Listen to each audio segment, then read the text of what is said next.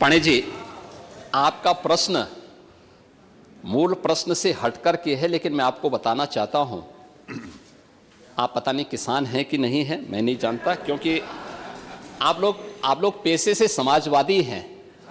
और जो मैंने कहा कि प्रवृत्ति आप लोगों की वही है कि जिस थाली में खाएंगे उसी में छेद भी करके फिर जाएंगे। लेकिन मैं उसी पे आ रहा हूं, मैं आपके ही प्रश्न पे आ रहा हूं। देखिए, एक किसान अगर धान की खेती करता है, उसकी कुल लागत 1 एकड़ में 1 कुंटल धान पैदा करने में 1100 रुपये आता है। सरकार उसको 2300 रुपये दे रही है। एमएसपी सरकार का 2300 रुपया है। ऐसे ही गेहूं का है, एक किसान की जो लागत आती है वह 1100 से 1200 आ रही है, सरकार उसको 2300 से 2400 रुपये दे रही है। क्या आपको एक बड़ी और प्रोक्यूरमेंट सेंटर, जो क्रय केंद्र सरकार इसके लिए उपलब्ध करवा रही है। 1 कुंटल गन्ना के भी दाम मैं बताऊंगा तो आपको बहुत अच्छा आश्चर्य होता है। जब अभी बजट पे चर्चा होने दीजिए ना, उसमें उठाइए, उसमें पूरा जवाब भी देंगे।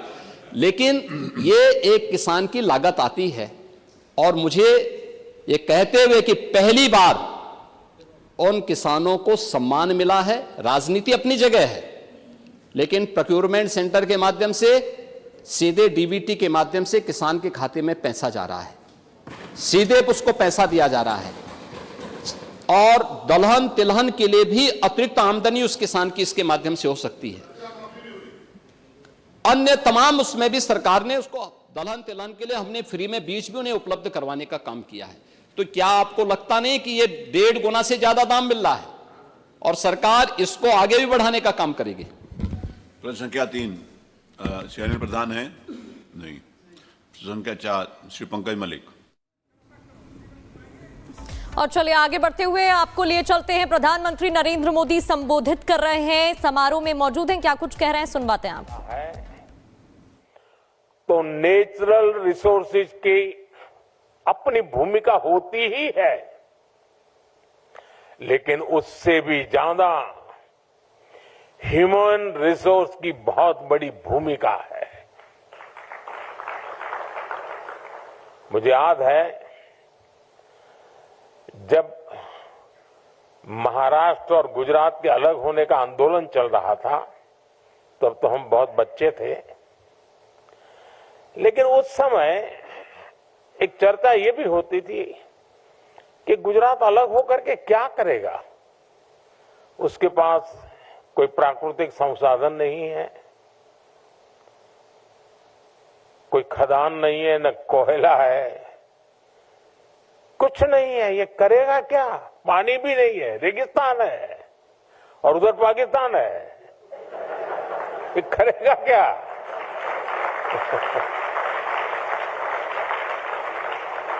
और ज्यादा से ज्यादा इन गुजरात वालों के पास नमक है, और है क्या? लेकिन लीडरशिप की ताकत देखिए, आज वही गुजरात सब कुछ है।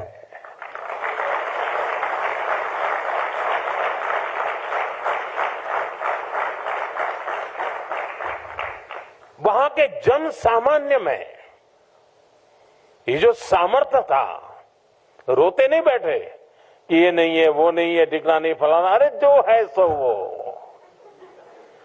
गुजरात में डायमंड की एक भी खदान नहीं है, लेकिन दुनिया में 10 में से 9 डायमंड वो हैं जो किसी न किसी के गुजराती का हाथ लगा हुआ होता है।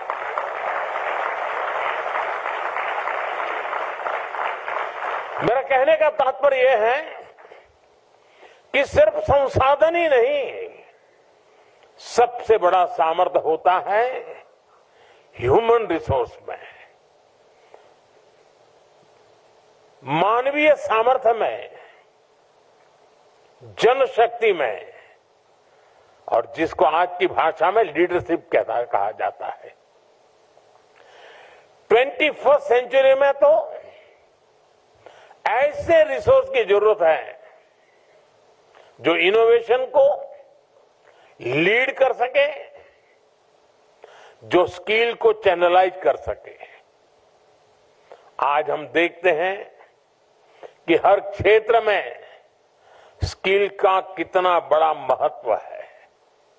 इसलिए जो लीडरशिप डेवलपमेंट का क्षेत्र है उसे भी नई स्किल्स चाहिए। हमें बहुत साइंटिफिक तरीके से लीडरशिप डेवलपमेंट के इस काम को तेज गति से आगे बढ़ाना है। इस दिशा में सोल की, आपके संस्थान की बहुत बड़ी भूमिका है। मुझे जानकर अच्छा लगा कि आपने इसके लिए काम भी शुरू कर दिया है। विधिवत भले आज आपका ये पहला कार्यक्रम दिखता हो, मुझे बताया गया कि नेशनल एजुकेशन पॉलिसी के इफेक्टिव इंप्लीमेंटेशन के लिए state education secretaries, state project directors और अन्य अधिकारियों के लिए वर्कशॉप हुई है। गुजरात के चीफ मिनिस्टर ऑफिस के स्टाफ में लीडरशिप डेवलपमेंट के लिए चिंतन शिविर लगाया गया है। और मैं कह सकता हूं ये तो अभी शुरुआत है। अभी तो सोल को दुनिया का सबसे बेहतरीन लीडरशिप डेवलपमेंट संस्थान बनते देखना है।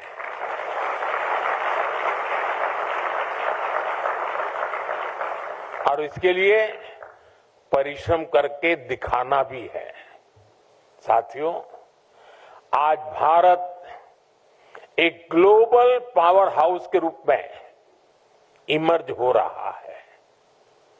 ये मोमेंटम, ये स्पीड